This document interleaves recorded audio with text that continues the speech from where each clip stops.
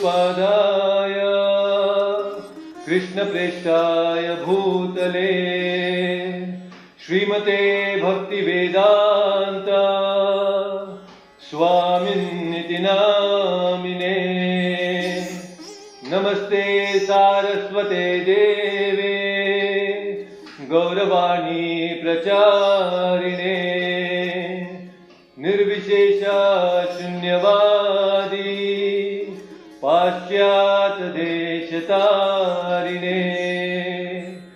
जय श्री कृष्ण चैतन्य प्रभु नित्यानंदा श्री अद्वैत गदाधरा श्रीवासादि गौरभक्तवृंदा। नमो महावदन्याय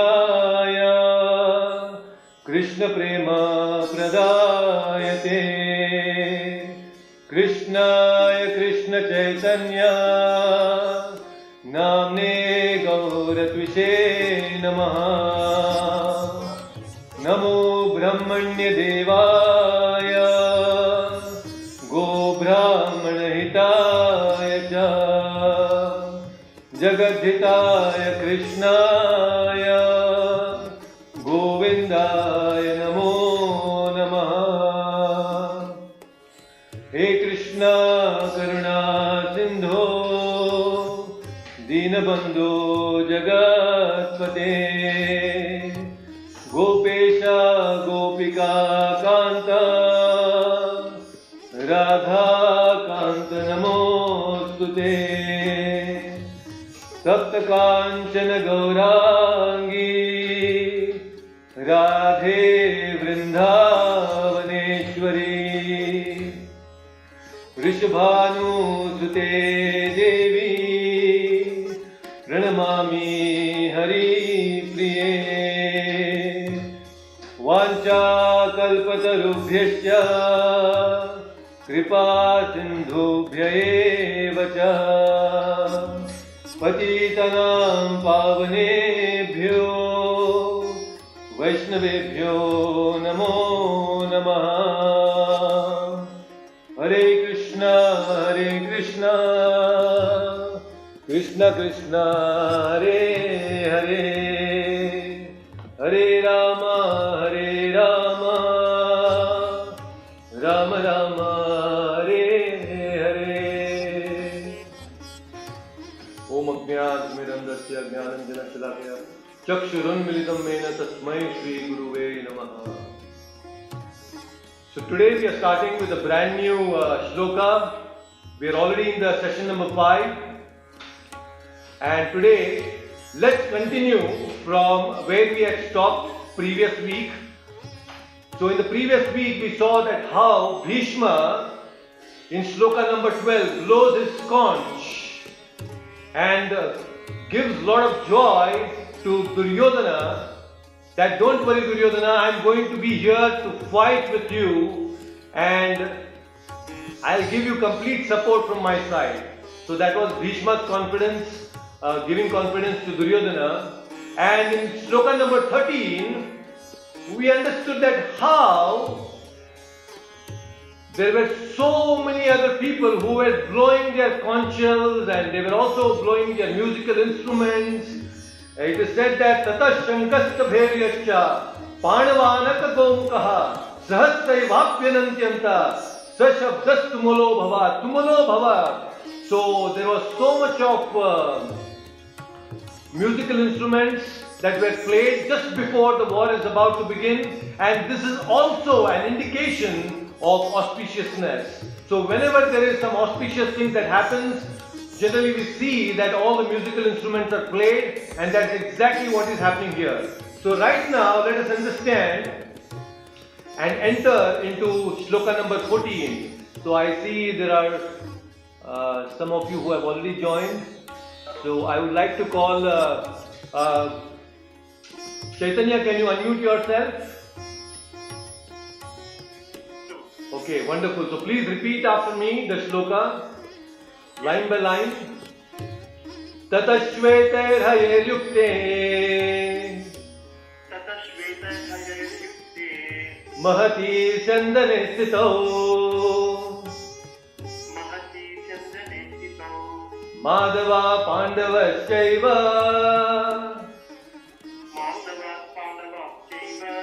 दिव्यौ शङ्खौ प्रदद्मतुः.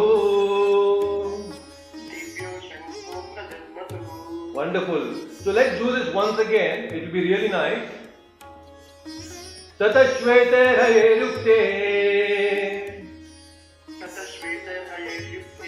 महती चंदने स्थितौ Madhava पांडवश्चैव Divya शङ्खौ प्रदद्मतुः. All right, wonderful. So let's skip the word to word meaning. Let's go directly to the translation. Please repeat the translation after me. On the other hand, on the other side, both Lord Krishna and Arjuna, stationed on a great chariot, drawn by white horses, sounded their transcendental conscience. All right, fantastic. So, very beautifully, in this shloka number 14, now Sanjaya is shifting his focus from the Kaurava side towards the Pandava side. He is shifting the focus of his camera from the Kauravas party to the Pandavas party. So that is very interesting. And now he is trying to understand the location. We are going to understand the location of the action. What is happening in this particular location right now? So if you see very beautifully in this shloka, Madhava Pandava, very beautifully Vyasadeva has used this same ending alliteration here, Madhava and Pandava, so that it becomes more rhyming and very meaningful. Although Arjuna and Krishna, both of them have been addressed by different names throughout the Bhagavad Gita. As we go through this whole Bhagavad Gita, we'll understand the meanings of different names. That will be very, very nice. So here, Madhava is being used. So this particular verse, verse number 14, is also called as the Parthasarthi verse. So why is this called Parthasarthi? Because you see on the screen, I am displaying this beautiful picture of how the Supreme Lord has taken the position of a chariot driver. So this is very interesting. As we see in the movies, when there is an entry of a hero, there is a beautiful costly car, and the car zooms very fast into the scene, and then gradually the door opens, and then finally the hero steps down, and he is not shown directly. The focus is on the shoes, and he's wearing the jeans, and gradually the camera shifts to his beautiful face, the handsome face of the hero. So this is exactly how here now, in this Parthasarthi verse, here Vyasadeva is explaining how the supreme heroes, both these twin heroes, Arjuna and Krishna, are entering in their chariot. Of course, those times there were no cars, but right now here they are coming in chariot, and these chariots are not ordinary chariots, they are extremely powerful chariots. So like heroes entry, the entry of the heroes is now happened in this Bhagavad Gita. Bhagavad Gita, in this particular shloka, the heroes are entering. Both Arjuna and Krishna have entered now into the scene of the Bhagavad Gita. Until now it was just a description about the armies and Duryodhana's diplomacy, but now the heroes have entered into the scene. So very beautifully, this shloka also happens to be or considered by many acharyas as the Shanti mantra of the Bhagavad Gita. So what happens is, in Vedic tradition, whenever there is any auspicious occasion, and especially when there is a discussion between the Guru and Shishya, there are the Shanti mantras that have been chanted. So now we may wonder, how is this Shanti mantra? So some acharyas explain, Tata Shveter Hayer Yukte, Shweta Hayer. So there were, this chariot was not an ordinary chariot. So this chariot had 4 horses. Shweta. Shweta means white horses. They were not ordinary horses, but they were white horses. So these white horses actually represent the 4 Vedas. The Sama Veda, Yajur Veda, Atharva Veda and the Rig Veda. So these 4 horses represent the 4 Vedas, and then the blowing of the conch shells that we say, Divya Shankho, the divine conch shells that are being blown in this shloka are actually representing the Omkara, the Om that we chant. And any Vedic mantra begins with the Omkara. So here the blowing of the conch shell represents the Omkara, that is the Shanti mantra. And then it is also said that there are 2 Shankas blown. Arjuna also has blown his conch shell and Madhava has also blown his conch shell. Krishna has blown his conch shell. So the conch shell of Krishna represents the Guru, the conch shell of Arjuna represents the Shishya. So there is the Samvada that is going to happen. And the blowing of these conch shells actually represents now that there is going to be a wonderful discussion between the Guru and Shishya. So this is the beginning now. There is going to be a wonderful dialogue between Arjuna, the Shishya and the Supreme Master Krishna. This is going to be very interesting. Very, very interesting. So by the way, we should know that this chariot was so powerful that it could conquer all the 10 directions. And this particular chariot was actually given as a gift to Arjuna by Agnidev. So long time ago, when the Pandavas were sent to Khandavprasth because they could not be in Hastinapura because of the diplomacy and the cruel nature of Dhritarashtra and his sons, they were given a certain portion of the whole kingdom of Hastinapura, and they were sent to the Khandavaprastha, which was actually a barren land.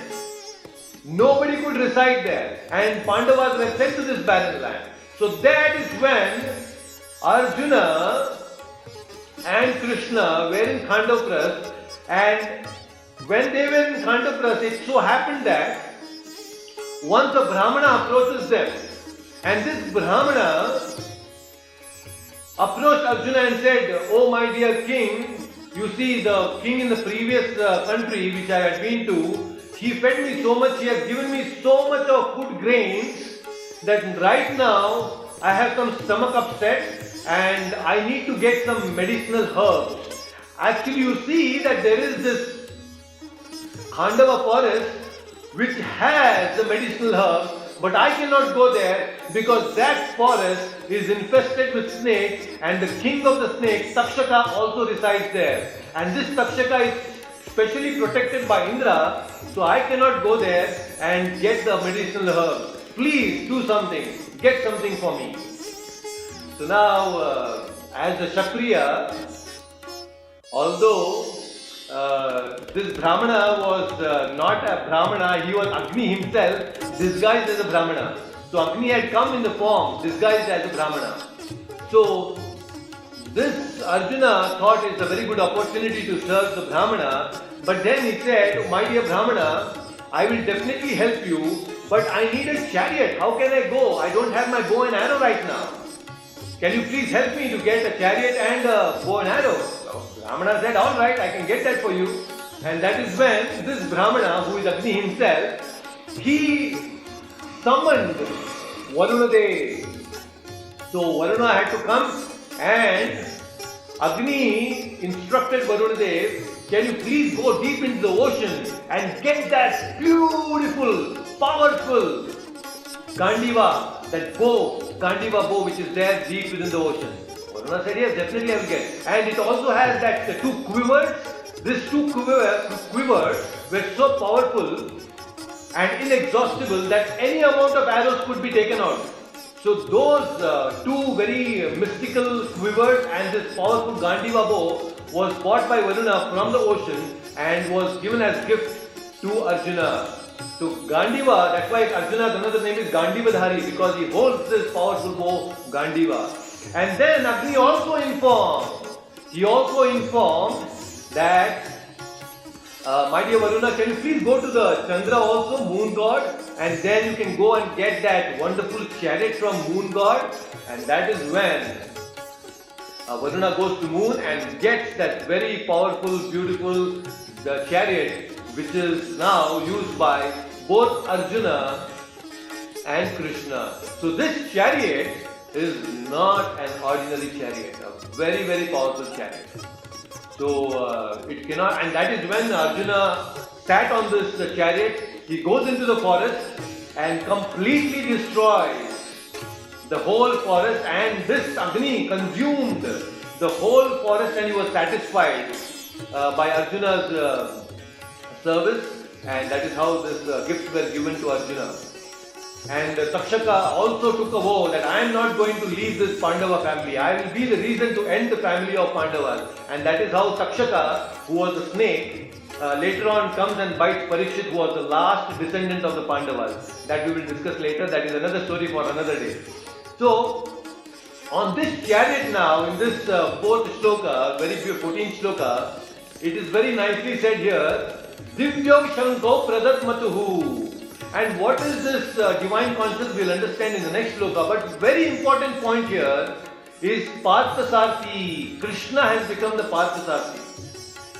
Actually, Krishna, before the war had begun, when the divisions of armies was happening, because the whole world was divided between two parties, that is, one who took the side of the Kauravas and another side who took the side of the Pandavas. And when it was the turn of Krishna, the Dwarka, the Yadus, to take part in the battle, both Duryodhana and Arjuna both had gone to Krishna to seek help, and that is when Duryodhana chose to take the army of Krishna, and Krishna had told that one side is my army and another side I will be the chariot driver. So you decide whom you want to do, whom you want to take. So Duryodhana took the army, one Akshauhini army, the Narayani Sena of Arjuna, Krishna was taken by Duryodhana, and Arjuna decided to actually take Krishna on his side, and that is the Supreme Lord who is sitting right now as a chariot driver. Krishna is Nayakanam Shiromani. He is the Shiromani of all the leaders. You take any leader in the world, he is the topmost leader, Krishna the Supreme Lord. But here, that Supreme Lord, the Supreme Master, is taking a very humble position of a chariot driver. So this is his Bhakta Vatsalya. The Supreme Lord is so compassionate and is so loving that he doesn't mind taking a minimal position like a chariot driver for his devotees. When we see in the movies, the hero is focused, the chauffeur is never taking care, he is never into the scene at all. But here, the chariot driver is not an ordinary chariot. That is why when Sanjaya is mentioning the names in this particular shloka, Sanjaya is taking Madhava's name first and then Pandava. Madhava, Pandavaschaiva. This chariot driver is not an ordinary chariot. His name has to be taken. So, Sanjaya is not missing out the chariot driver here. So, that is how, this is a very beautiful word, it's called the Parthasarthi word. If you go to Chennai, visit Chennai, there is a very beautiful temple. Actually, it is one of the Divya Deshams. So, in Chennai, there is this temple of Parthasarthi. And this is the probably only one temple where you will see Krishna having moustache. Because he was on a chariot as a Parthasarthi and he was a Kshatriya. So in this temple you will see Krishna having a moustache. So that is in Chennai, it's one of the Divya Deshams. So if you happen to visit the Chennai, you can visit Parthasarthi temple. So this word is the Parthasarthi word. So alright, so let's go to the next shloka, a very interesting shloka now. So please repeat after me line after line. Panchajanyam Rishikesho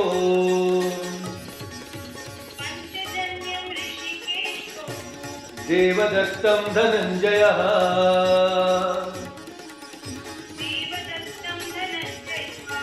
Paundram Dadmau Mahashankam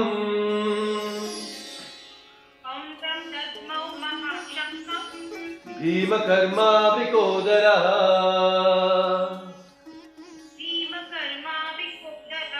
Wonderful, very nice. Let's do this once again. Panchajanyam Rishikesho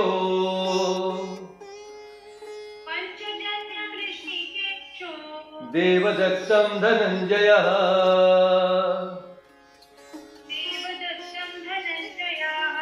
Paundram Dadmau Mahashankam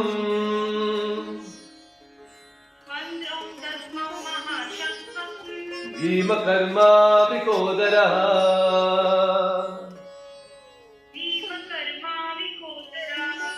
Wonderful, very nice.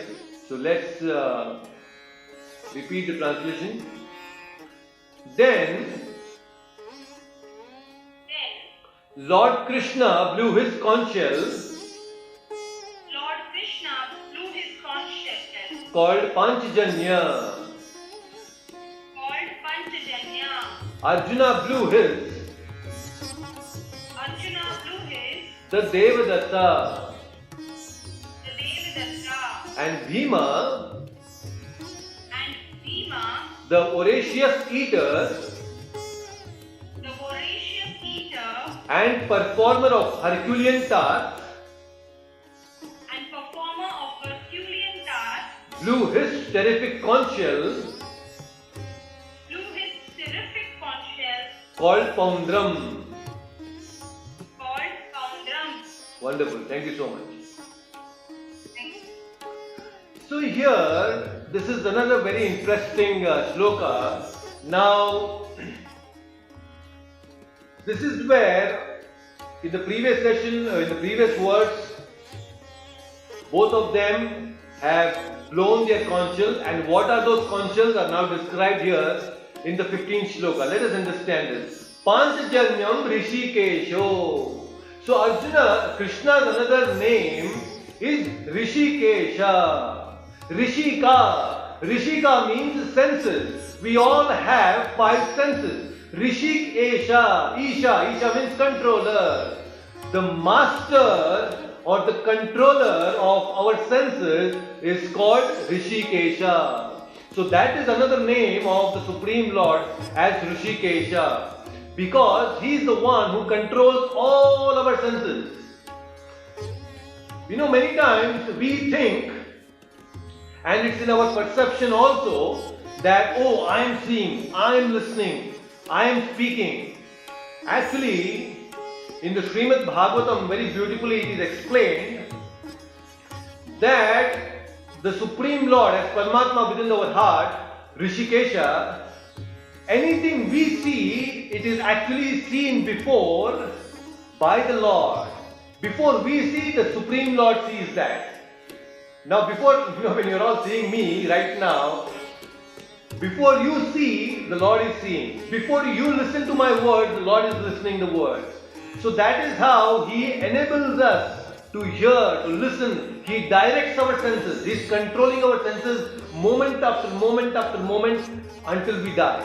That is how the Rishikesha, the Supreme Master, controls our senses. And here, the very nice word Rishikesha is used because the Supreme Lord Krishna is now going to control and direct the senses of Arjuna going forward in this discussion of Bhagavad Gita. So Rishikesha is now going to give wonderful direction to the senses of Arjuna, because Arjuna is going to be confused. In the next shloka we will understand this very soon. So that is very nice and interesting. So now let us understand, we all also should understand this fact that my senses are not my senses, they actually belong to the Supreme Lord. Our senses, this body that we have got, is not our own body. We have not manufactured this body. Have we manufactured? No. In fact, when our parents also conceived they have no control once the child is conceived, what happens within the mother's womb. Oh, child, the parents cannot decide, oh, let me have a boy child and let me have a girl child. Oh, my child should have this kind of eyes. My child should have nice big ears, nice nose. No, the parents have no control what happens within the womb of a mother. Who directs? The Supreme Lord within the mother's womb directs and manufactures this body. We have not manufactured. So He is actually the master of this body and the senses, and we should understand this fact and use this body in His service. So that is the perfection of human body. That is the perfection of human life. And no other species can understand this fact. It is extremely important for us to know that this body is a gift given to us by the Supreme Lord, and we have no right to exploit this body. We should not exploit this human body in simply eating, sleeping, mating and depending. This human body is understood to be the topmost of all the different species. So this human body should be utilized for God realization. This human body should be understood, utilized to know what is the real truth of life. And that is what Rishikesha is going to direct Arjuna in this very beautiful words now and going forward. So here, Krishna is the first one to blow the conch shell right now. Panchajanyam Rishikesho. He is going to blow the conch shell, and he has already blown the conch shell. On the Pandava side, Krishna is the first one to blow his conch shell. Panchajanyam. Krishna is so wonderful and he is perfect in all his actions. Anything that he does is perfect in itself. Every role that Krishna plays is perfect. Krishna, as a small child, as a small wonderful son, was perfectly playing the role of a son when he was under the care of Nanda Baba and Yashoda Mai. So beautifully he was giving joy to Yashoda and Nanda Baba. And as he grew little older, he was giving wonderful joy to his friends, his childhood friends, the Gopabalas. You know, he played a wonderful, perfect role of a friend. That is the beauty of Krishna. And as he was coming into youth, he entered the youth, he was playing a perfect role of a lover, and he had so much relationship, beautiful relationship filled with mellows with the gopis. Krishna had 16,108 wives, and he maintained each of the wives so perfectly. We can't do that. And on the contrary, if you see, look at us, each and every role we try to play is somewhere imperfect.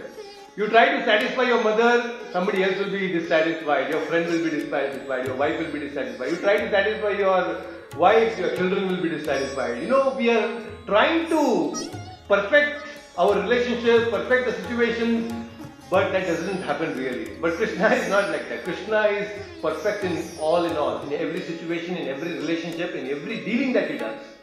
So here also, very interestingly, Panchajanyam. So when Krishna was playing the role of a student, Krishnam Vande Jagadguru, he is actually the Guru of the whole world and the universe.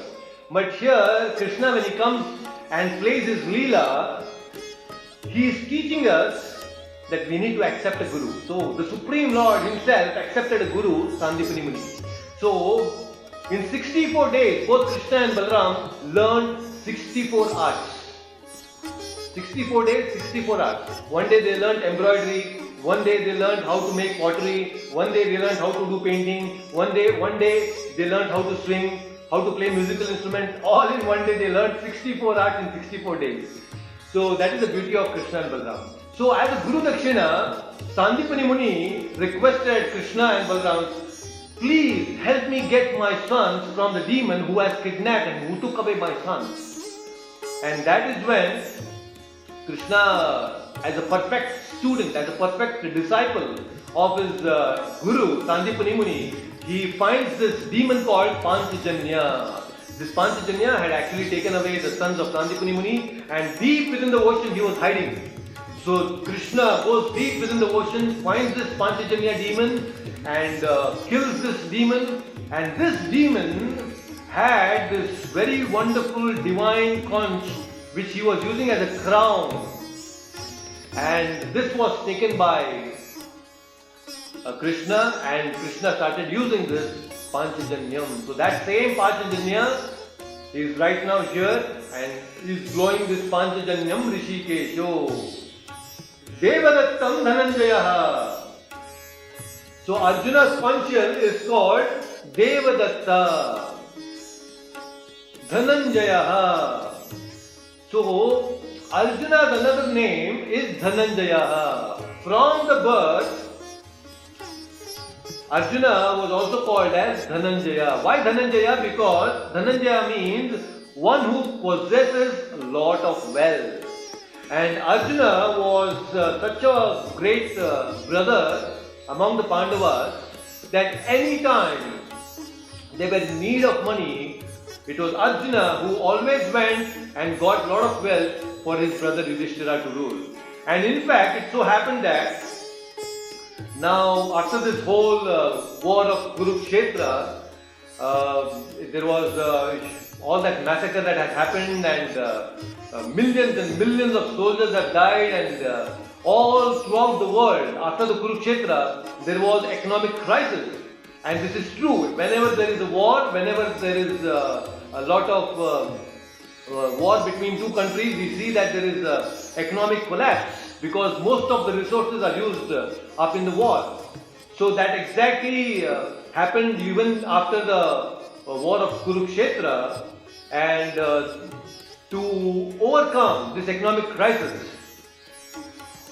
Yudhishthira decided to perform Ashwamedha Yajna. So for that they needed a lot of wealth, and that is when Arjuna as Dhananjaya was sent to fetch a lot of wealth from a place where there was a mountain of gold. Actually, it so happened that there was a king. This king had done a lot of tapasya. His name was Marut, I guess. He had done a lot of tapasya and he had pleased Lord Shiva, and Lord Shiva had given him the whole mountain of gold so that he can give charity to a lot of Brahmanas. Now Brahmanas are very simple people. They will take little bit whatever they want, and they can use little bit and they can be happy with little. But here the amount of gold that was still remaining was so huge, and the mountain of gold was still there in spite of giving charity to so many Brahmanas. So what happened now was, Arjuna went to this place and he actually got a lot of wealth, and he helped Yudhishthira to somehow solve this problem of economic crisis after the war. But his name was Dhananjaya even before this economic crisis had arrived. So Arjuna, that is why, is called as Dhananjaya here. He is referred to as Dhananjaya. Poundram Dadmau. Poundram is the conch of Bhima. So Bhima is extremely powerful, very very powerful, and his conch is also very very powerful. Poundram is very powerful. Mahashankam, it is not an ordinary Shanga, it is Mahashankam. Bhima Karma Vrikodaraha. Vrikodaraha. So Bhima had his name Vrikodaraha. Why is he called as Vrikodara? Vrika means full, Udara means belly. So why is Bhima called as Vrikodara? It is because of his powerful appetite. Bhima had an appetite like a wolf. That's why he's called Vrikodara. So when Draupadi had married all these 5 Pandavas, Kunti, who is the mother-in-law, she was instructing Draupadi, my dear Draupadi, whenever the 5 brothers, they go get some food from the forest, you have to divide that food into 2 halves. One half you need to give it to Bhima, and the other half will be shared between all of us. Earlier we 5 used to share it, now you have joined us, so you have to share it within 6 of us. So whenever there is food, divide it in 2 halves, one half goes to Bhima and the rest half actually is taken by the other family members. So you can imagine the appetite of Bhima, and in fact when before marriage, when Kunti and Nakul Sahadev, they used to walk continuously in the forest, they used to get tired. And when they used to get tired, Bhima was one who used to carry Kunti on the shoulders, and sometimes Nakul and Sahadev also. He used to carry them on the shoulders and nicely, easily carry, as if it's an elephant, like an elephant he used to carry all these people. So he was extremely powerful, no comparison. There is this very beautiful instance, I am sure you must be aware, that when Bhima was just born, when he was blessed by Vayudev, and Kunti received this blessing of Vayudev from Vayudev, and Kunti was having this child. Accidentally, this small baby Bhima, he fell from the mountain top, and Pandu and Kunti, actually they lost their heartbeat, and for that moment they thought, okay, we lost our child, but still with some hope they rushed down the hill and they checked. Bhima was so happily lying down on the rock, and the rock had broken. He was perfectly fine, but the rock had broken. That is the strength of Bhima. And although it is very great that Arjuna fought, and many other great warriors on the Pandava side, they fought very valiantly, but we should not forget that Bhima is one who destroyed the Kaurava family. The whole Kaurava brothers, 100 brothers, were killed by Bhima single-handedly. Not an ordinary thing. He was so powerful, Bhima doesn't need any weapons. No astra and shastra required. Just by the power of his fist, by blowing his fist to his enemies, he used to kill them. So that is how powerful Bhima was. Extremely powerful. Vrikodaraha. So he had an appetite like a wolf. Vrikodaraha. And by the way, we should understand, eating more or overeating is not a disqualification if you want to progress in bhakti. Not at all. One disciple of Prabhupada went and asked Prabhupada, I like to eat a lot. Can I still eat? So Prabhupada said, yes, definitely you can eat. But after eating, you should not sleep. You should go and work and use that energy in the service of the Lord.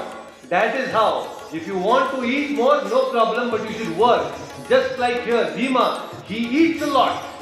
Bhima has wonderful appetite. But Bhima Karma Vikodaraha. Bhima Karma, he used to perform Herculean tasks. Not ordinary tasks. In the Greek mythology, we have heard about Hercules, who used to perform a lot of Herculean tasks. So Bhima is one who eats, but at the same time, he is not lazy. He will not go and sleep. He was very powerful, and he used to use his energy in the service of the Lord. Once there was this instance in the Virata, before they went to Virata, when there was this exile, they were in exile, there was 1 year which they had to remain as incognito. And that is when there was a moment when there was threat from an enemy. Bhima immediately took the sal tree. The sal tree is huge. He wanted to uproot the sal tree, but they were incognito. Yudhishthira immediately stopped. Hey, come on, Bhima, don't do that. Because if you lift the sal tree, our enemies will get to know that it is you, because no one else can lift a sal tree. Well, it's only you who can lift. So they will understand that only you have the power and you are here. You don't lift. And then Bhima had to, pluck some small tree and fight. So There are so many instances where Bhima has exhibited his power, and that is very, very interesting. So going forward, we'll try to discuss. And by the way, in this shloka number 15 right now, today we are discussing the chapter 1, shloka number 15. So in this shloka number 15 is the last time when Bhima is being mentioned. Earlier twice Bhima's name has come into Bhagavad Gita, but this is the shloka where Bhima, although he is going to fight in the future, but in the Bhagavad Gita itself, this is the last time his name will be taken. So this is how Bhima Vikodara Panchajanyam Rishikesho Devadattam Dhananjaya Paundram Dadno Mahashankam Bhimakarma Vikodaraha. So this is shloka number 15. Okay, great. So please repeat after me. Ananta Vijayam Raja Ananta Vijayam Raja Kunti Putro Yudhishthiraha Kunti Putro Yudhishthiraha Nakulah Sahadevasya Nakula Sahadevascha Sughosho Manipushpakau. Sughosho Manipushpakau. Wonderful, very nice. Actually, 16th, 17th and 18th shloka are all combined together. So let's do that 17th and 18th as well. So please repeat after me the 17th shloka. Kashyascha Parameshwashaha Kasyascha Parameshwascha Shikhandi cha Maharataha Shikhandi cha Maharataha Drishtadyumno Viratasya Drishtadyumno Viratascha Satyakishcha Parajitaha. Satyakishcha Parajitaha. Wonderful, very nice. Let's go to the 18th verse. Drupado Draupadeyascha Drupado Draupadeyascha Sarvashaha Prithvipate Sarvasha Prithvipate Saubhadrascha Mahabahu Saudrascha Mahabaho Shankhan Dadmau Pratasrata. Shankadasmo Pratasrataha. Wonderful, very nice. So let's repeat the translation as well. Please repeat. King Yudhishthira, King Yudhishthira, the son of Kunti, the son of Kunti, blew his conch shell, blew his conch shell, the Ananta Vijaya, the Ananta Vijaya, and Nakula and Sahadev and Nakula and Sahadev blew the Sagosha and Manipushpakau. blew the Sakosha and Manipushpaka. That great archer, That great archer, the king of Kashi, the king of Kashi, the great fighter Shikhandi, the great fighter Shikhandi, Drishtadyumna, Drishtadyumna, Virata, Virata, and the unconquerable Satyaki, and the unconquerable Satyaki, Drupada, Drupada, the sons of Draupadi, the sons of Draupadi, and the others, O king, O king, such as the son of Subhadra, such as the son of Subhadra, greatly armed, all blew their respective conch shells. all blew their respective conch shells. Thank you so much, Lakshay. Thanks. Okay, so here, this is another very interesting verse where in the 16th, 17th and 18th verse, all the different great powerful kings have been mentioned here now. Very powerful kings. And for a Kshatriya, the greatest joy comes when he is decorated with all different types of weapons on his body. You know, when they wear the weapons on their body, they look very powerful and it gives them that boost to fight. You know, for any army personnel, who is into defense, he is extremely powerful even when he is wearing a civilian dress. An army man, it is not that he cannot fight when he is not wearing the army dress. He can still fight with the civilian dress also. He is extremely powerful and he knows the science of warfare. But yet, when our army personnel, they wear that dress, the army dress, it gives them a certain boost. It gives them that consciousness to fight. Extremely powerful. So that is how dress also plays a very important role in executing our actions. See, many people who are saintly, they also wear saffron robes. Saffron robes is to signify that this person belongs to a certain section of the society and he is devoted to the Lord. Similarly, each one of us, the chef in the hotels and all, they also wear their appropriate dress because dress gives a certain type of consciousness to execute our activities. Extremely important. So that is why these great kings here who have assembled now, all of them are wearing and decorated with different weapons because for a Kshatriya, when they have all the different kinds of weapons, they are extremely powerful. They start exhibiting their power. And who are those great people here? It is explained that Yudhishthira, he blew his conch shell Ananta Vijaya. There was Nakula and Sahadev, who also blew their conch shells, Sughosa and Manipushpaka. And then the Kashi Raja we have already explained in the previous verses. He was there. And the great fighter Shikandi. Very interesting here. Shikandi's name is being taken. I just want to briefly touch upon the history of Shikandi. This Shikandi is none other than Amba. We all know that how Amba had a feud with Bhishma, and we understood that in the last previous session. So the same Amba, she took rebirth as Shikandini in the palace of Drupada in Panchal. So Drupada was always desiring for a son, but then he got this daughter, Shikandini. So he went and prayed. Actually, he had prayed for Lord Shiva, please bless me with a wonderful son. But then he was born with Shikandini. Then Lord Shiva told him, don't worry, this girl will become a boy. Don't worry, it is your son only. In future she will become a son. Now Drupada had so much faith in the words of Lord Shiva that yes, Lord Shiva has told that Shikandini will become a man, she will become a boy, and I will treat this girl as a boy. And that is how this small girl baby, Shikandini, was treated like a boy since the childhood.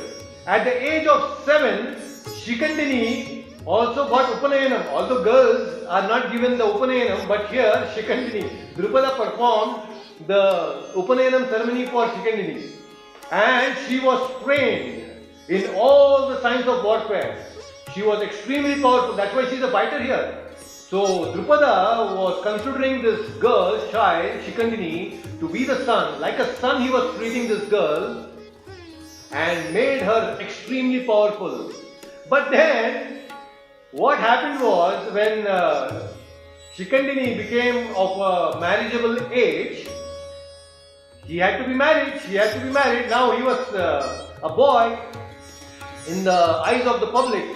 And Drupada said, I am going to get my son married, this Shikandi. And they found a king who had a wonderful daughter, princess. And Shikandi was married to this princess. Now marriage was very nicely performed and everything was done. And after the marriage, the girl, the princess who was married to Shikandi, she got to know, oh my God, Shikandi is not a boy, she is a girl. This is a big cheating that has happened. Now she could not become vocal about it. So generally when in the previous yugas, when there was marriage, especially in the Kshatriya family, royal families, the queens, the princesses were also assisted with lot of servants, maid servants, dasis. So there was this Chinese whispers now, the Dasis got to know, and somehow this news reached the father of this princess. He felt cheated by Drupada. How can this Drupada do this? He has cheated me, and he waged a war against Drupada. And then there was a lot of, confusion, and the war was about to take place, and Drupada told his king, I am going to prove you. You can send your people and I will prove you that this is the son and not a daughter. He has given the word. Drupada was so confident. He gave the word now. You can prove. I am going to prove that my son is Shikandi and she is not a daughter. Guru, I'll take your call very soon. Please be online. Now, interestingly, what happens here is Shikandi felt that this is a very inappropriate episode, this situation which has come about, and it will bring a lot of infamy to my father, and it's going to cause a lot of turmoil within the family. It is better that I leave the palace and go to the forest. And that is how Shikandi, she left the palace and she went into the forest because she didn't wanted all this unnecessary infamy to be come on to Drupada and humiliation that Drupada had to undergo. She went into the forest and there she meets this Gandharva, a very wonderful Gandharva called Tumburu. So this Tumburu understood the whole situation from Shikandi and thought for a while and said, okay, Shikandi, I can help you. So this Gandharva told, for one day, anyway they are going to come tomorrow and they are going to check whether you are a male or a female. So let's do one thing, for one day, I will give my male body to you and you give my female body to me. We will exchange our gender for one day. You go yourself, prove yourself to be a man, come back next day and we will again exchange, that will be fine. So that was an agreement between Shikandini and this Tumburu, Gandharva. And that is how Shikandi goes back with the male body. It was proved by whatever methods they used earlier, and the king also was confirmed, the princess was confirmed, yes, Shikandi is actually now a man and not a girl. And next day when Shikandini came back to the forest to exchange now, what had happened was, when as Shikandi was there in the palace, the same night, the head of the Kaurava, the Gandharvas, is Kubera. Kubera got to know that this Tumburu has become a female and is disrespecting me. I will curse him. So Kubera cursed this Tumburu and said, you will remain as a female for the rest of your life. Now there is a big problem. One day he wanted to exchange, but now he had to become a female for the rest of his life. So he begged, please my lord Kubera, please somehow help me. I don't want to remain like this. When will I get my male body back again? And that is when Kubera told him, as long as Shikandi is alive, you will be in this female body. When Shikandini will die in the male body, you will get your male body back and you will become a male again from the female body. So that is how there is so much of background now. This Shikandini became Shikandi, and that Shikandi is here fighting on the side of Pandavas, and she is a very great fighter, very very powerful fighter. And Shikandi, who is Amba herself, became the cause for the death of Bhishma. Very powerful, very important role she played here. Shikandi played a very very important role in Mahabharata because that is how Bhishma was lying on the bed of arrows. Alright. So now, very beautifully, the different kings as we mentioned, there are the sons of Draupadi here, Abhimanyu is here, and Satyaki, I have already mentioned previous verses. Satyaki was a disciple of Dronacharya and Arjuna, very very powerful fighter. So all these people have displayed their strength, and they're all now blowing their conch shells. Everyone, each of these kings are blowing their conch shells here, and this conch shells, the sound blown by all these conches are so powerful that it's creating fear in the heart of the Kauravas.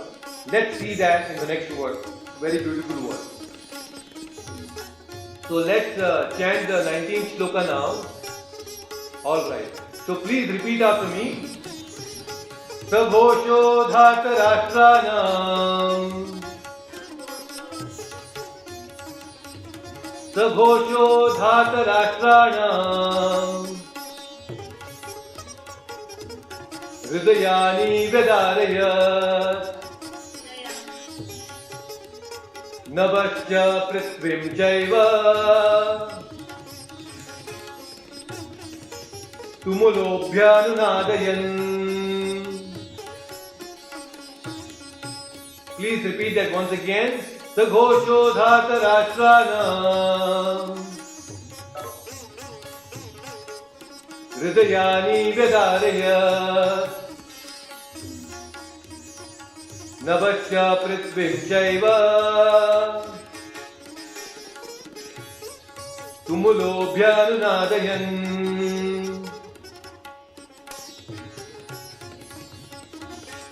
Okay, wonderful. Please repeat the translation as well. You can be a little louder. Translation. The blowing of these different conch shells became uproarious and thus vibrating both in the sky and on the earth. It shattered the hearts of the sons of Dhritarashtra.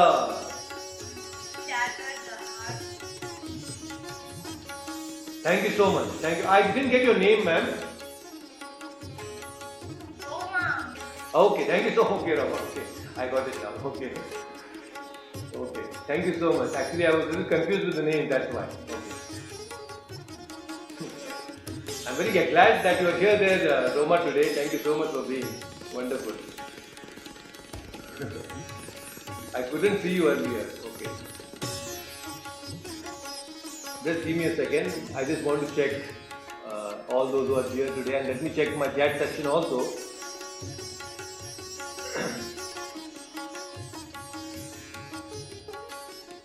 Okay, so interestingly now in this shloka number 90, it is very nicely mentioned that how the conch shells blown by the Pandavas are divine.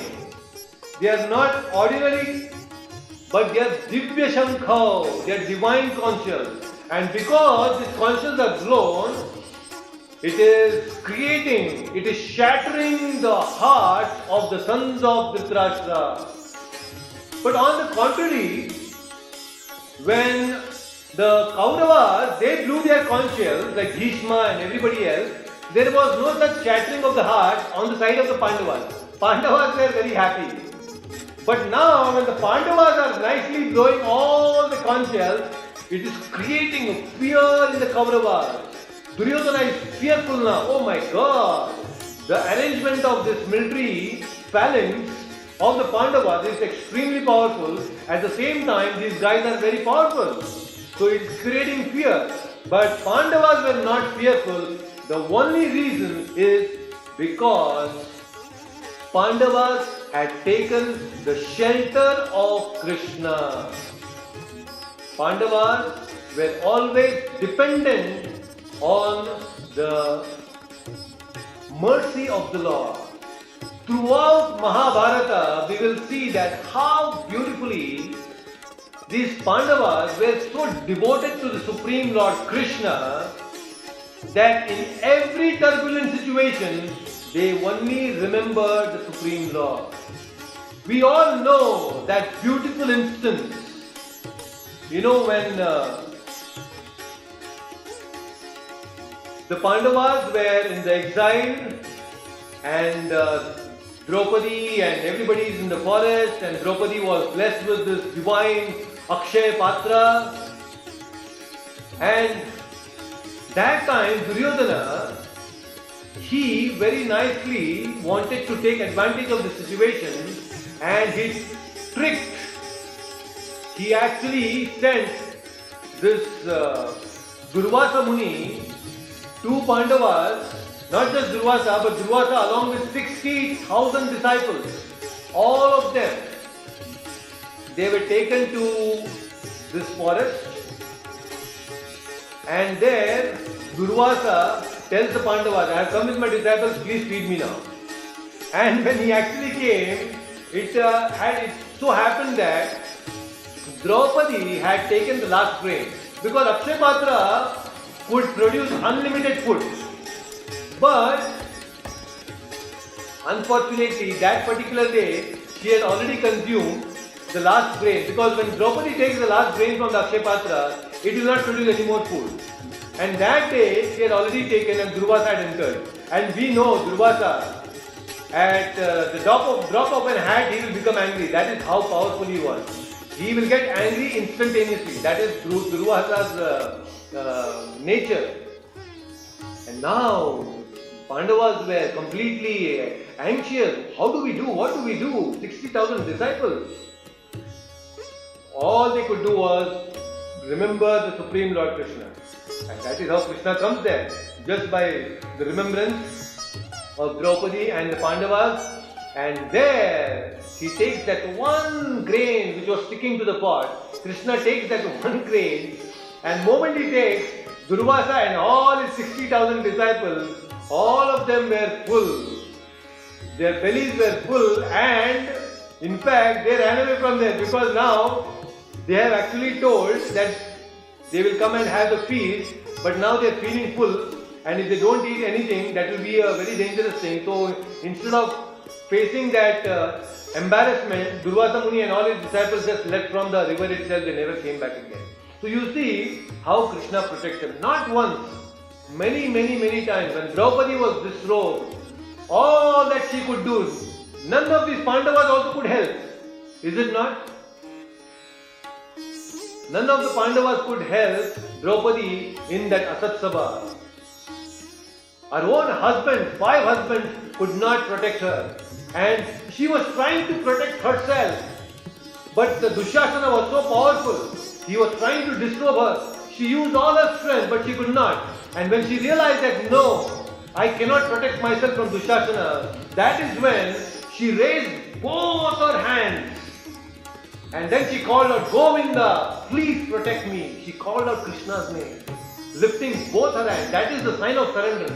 That's why many times when we go to the temple also, it is a very good thing that we should raise our hands. Raise our hands in front of the Lord, saying that, my Lord, I have surrendered unto you.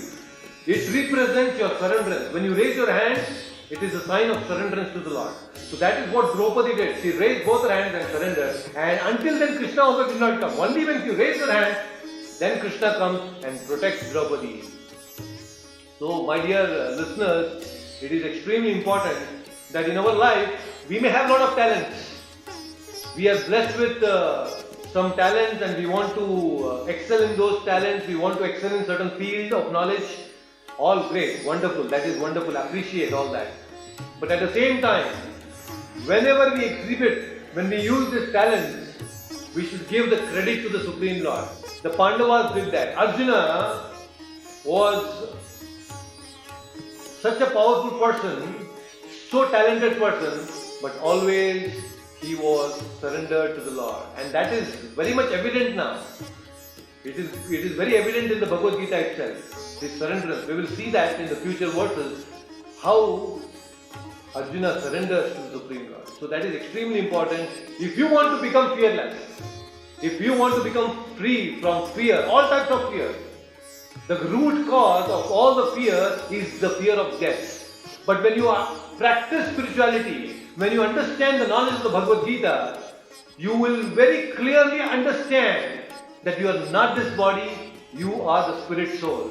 And this itself is such a relieving thing. I'll tell you, it's a very relieving thing. In my college days, there was a situation when I used to get nightmares. There were days in the night I used to wake up out of fear. I don't know what, but I used to wake up with fear of death. I used to feel as if I'm going to die. And somehow, by the mercy, the causeless mercy of my spiritual master, I came across the wonderful book written by Swami Prabhupada, life comes from life. And it clearly explained to me that how I am not this body, we all are the spirit soul. And soul does not have death. And that was such a revelation for me. Oh my God, I'm not going to die. What is dying is this body. That gave me so much of confidence. And that is exactly what Krishna will do to Arjuna also in the Bhagavad Gita, by speaking the science of the soul going forward. So, if you want to take out the fear within you, surrender to the Supreme Lord, and it is guaranteed He will reciprocate. He will definitely reciprocate. Yes, the book name is Life Comes From Life. It is a conversation between Swami Prabhupada and the scientist. And it's a very beautiful conversation. There are 16 morning walks. I will just type that in the comment section. Life comes from life.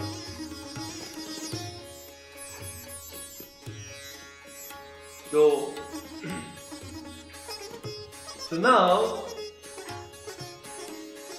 let's go to the next word, very interesting word, and today we will wind up with this last word, that is 20th word. And by the way, by completing the 20th word, we will also complete the subsection B, the signs of victory, and after this we are going to enter the new phase of chapter 1 in the next week. But today let's go ahead with this wonderful shloka, and that is the 20th verse. Please repeat after me. Atha vyavasthitan drishtva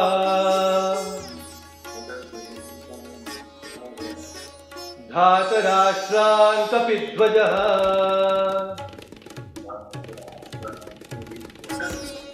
pravritte shastra sampate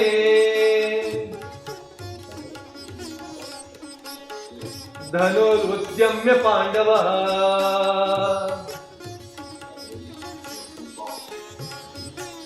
ऋषिकेशं तदा वाक्यम्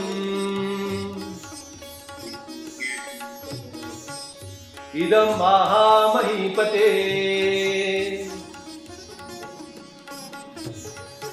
Wonderful, very nice. Please repeat the translation.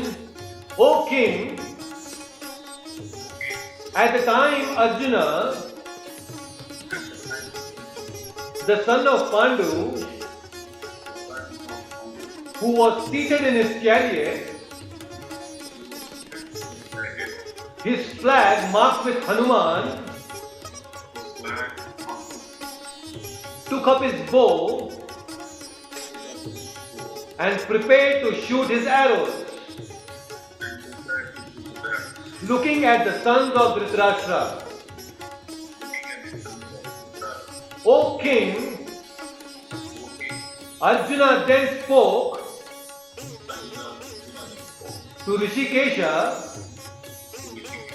Krishna, these words.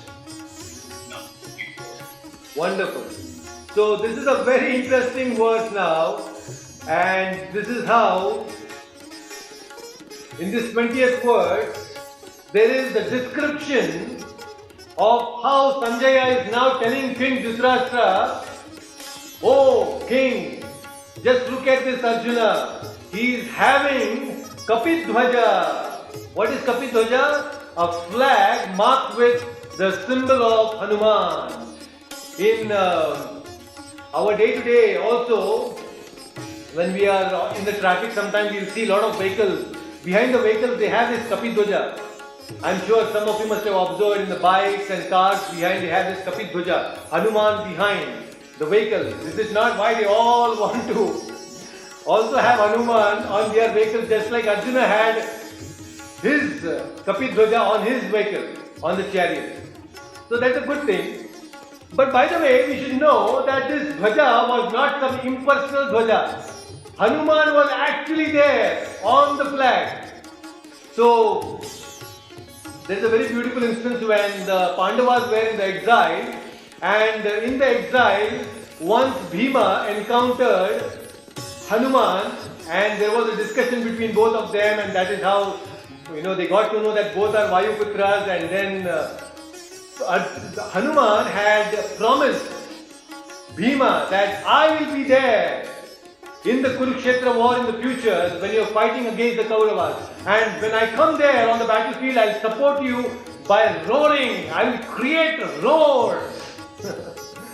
And that is how, when there was war happening between Kauravas and Pandavas, this Hanuman sitting on the flag was creating thunderous sound. He was roaring like anything. And just by the roar, the hearts of the soldiers and the warriors used to be shattered. That is how powerful Hanuman was, sitting on the flag. By the way, there is another instance of how there was Arjuna also. Once he encountered Hanuman and there was a discussion between both of them, and Arjuna asked Hanuman, why did you build the bridge of stones and rocks when you wanted to cross this ocean and go to Lanka? You could have just shot an arrow and you could have built the bridge of arrows. It would be so easy, isn't it? And that is when Hanuman said, yes, we would have tried that, but that would not support. Arrows, bridge, oh, that would not support the weight. But Arjuna was a little puffed up, he wanted to show his strength. And Arjuna said, I will do that. And Arjuna shot arrows, and actually Arjuna created a bridge of arrows. Hanuman was astonished, oh, that's wonderful. And then Hanuman goes and jumps on the bridge and he walks on it, and nothing is happening, it's all very stable. And Hanuman says, oh, you are very great, Arjuna. You are wonderful. But then Arjuna realized that actually the bridge of arrows was supported by Krishna standing below the bridge, and he was actually taking care of the weight of Hanuman and he was supporting it. And that really made Arjuna very humble. And although both now Hanuman and Arjuna together had the darshan of Krishna. Arjuna had darshan of Krishna, Hanuman had darshan of Rama. And Hanuman was so pleased by this whole episode, and he blessed Arjuna at this instant, and he told, I will personally be on the flag. I have already given promise Bhima that I will come into the battlefield, but now I promise you I will be on your flag, on the Dhwaja, and I will roar and shatter the hearts of the Kauravas.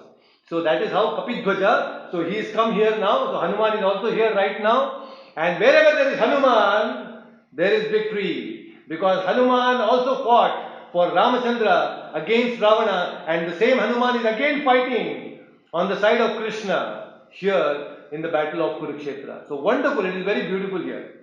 And then it is said that how this, he took the bow, prepared to shoot his arrows, looking at the sons of Dhritarashtra. One very important thing I also want to share with all of you, and that is, during this whole 13 years of exiles, the Pandavas were not unproductive. They were very, very productive.